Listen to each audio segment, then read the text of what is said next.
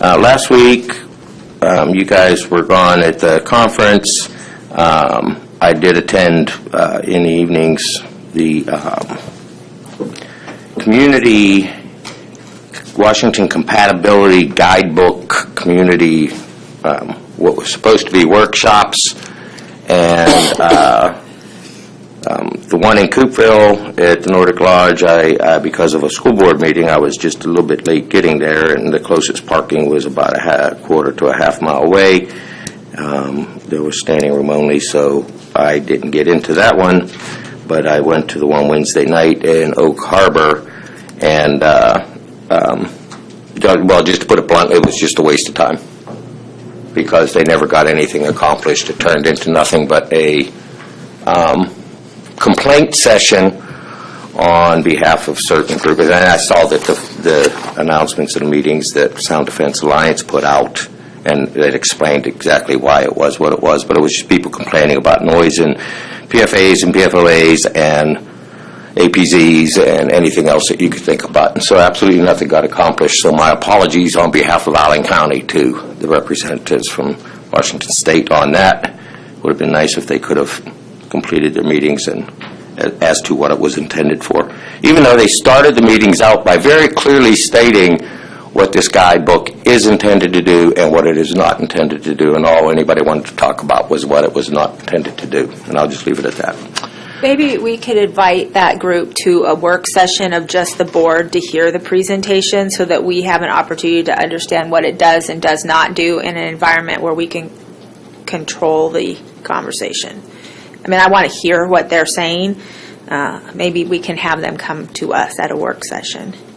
Okay. Well, I'm not, because it is a consultant group that's actually doing the work for Commerce, and they're contracted, and they're doing so, you know how those contracts work, X amount of meetings we can in ask. Different communities, but it would be worth asking. It would be worthwhile to ask. But what the community didn't seem to hear is that it was just a tool for planning departments and legislative bodies to use when having these discussions and how to weigh the benefits and impacts of land use decisions being made around military installations on both sides of the coin. What are the benefits to the community and the impacts of the community? What are the benefits to the military and the impacts to the military? And but those discussions never got around to it. So I thought that the purpose of the outreach was to hear from the community, and the purpose of the outreach was to get together in small table groups and have input as to what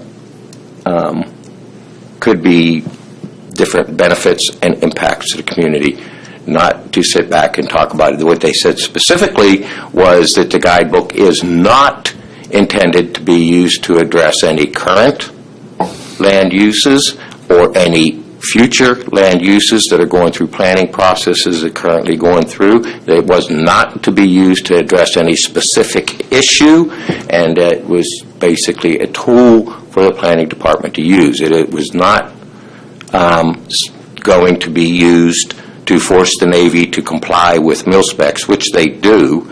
It's not to be used to make the Navy comply with this or that.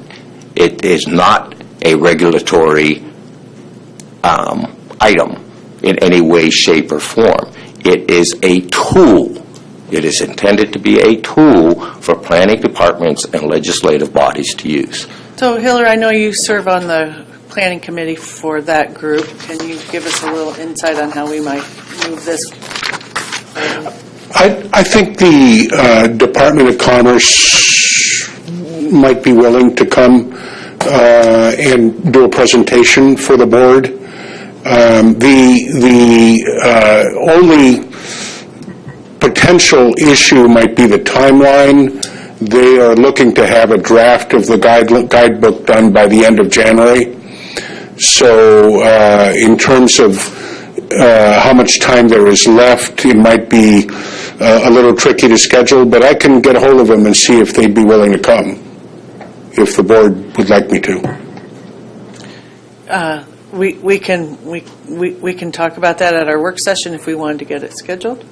I mean, I'm just interested in hearing a factual presentation of what it is, what it contains, and what it isn't, and give the board an opportunity to ask those questions. I mean, obviously, you can read the document, we can all read the document, but I think for our community in particular, making sure that there's a legislative understanding of what that framework means, where the local control sits, what the recommendations are, and why, if we have any questions around those, I think would just be helpful for us to all have a very common understanding of what is behind the recommendations and what are the goals that they're trying to accomplish, and to be able to have that conversation free of agendas on either side of the issue, I think would be helpful for the board.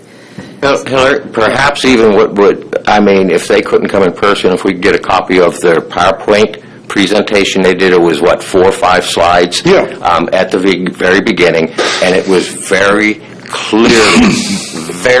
clearly pointed out in black and white, actually blue and white because the type was blue, what it is intended as and what it is not intended as. It is not intended to take any control away from local authorities in land use decisions, and it is not intended to regulate any current or potential future land use decisions.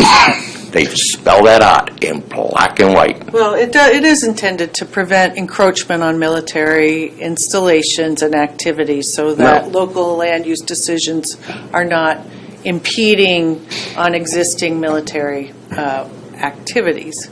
What I've heard from the community and what I have shared with the consultant that I spoke with was I was hopeful that there would also be reciprocal language about that. So that as military installations are making decisions about expanding their use, that they take into account local land use decisions that had previously been made. And, having that back and forth, I think, is an important part of being compatible. Right. So, and I forwarded that point to them. And I should be able to get a hold of their PowerPoint. that'd be great. Yeah, it's only a couple of slides. Just for the record, I actually don't agree with that statement. I mean, I appreciate that it's an individual's perspective, and obviously each of us are allowed to share our perspective. I just don't want to sit here in silence and have that imply that I have the same thought process. I do if a military changes its use or footprint. I don't if what they're doing is staying at historic levels and the use of their facilities has not changed. So if you're an airport, you've always been an airport.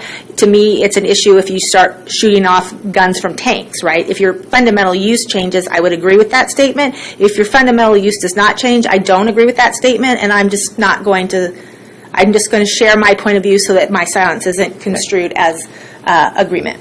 And so, anyway, to get into a lot more conversation around this, but maybe we'll save that until we can have that PowerPoint presentation. Just to wrap it up, as I said, my observations that night was that it was a futile attempt to have a conversation with the community, and the community came in with an agenda, and we're not going to listen to anything that was the intention of the meeting. Commissioner Handel, did you have other announcements to share? Nope. Okay. Happy Thanksgiving to all.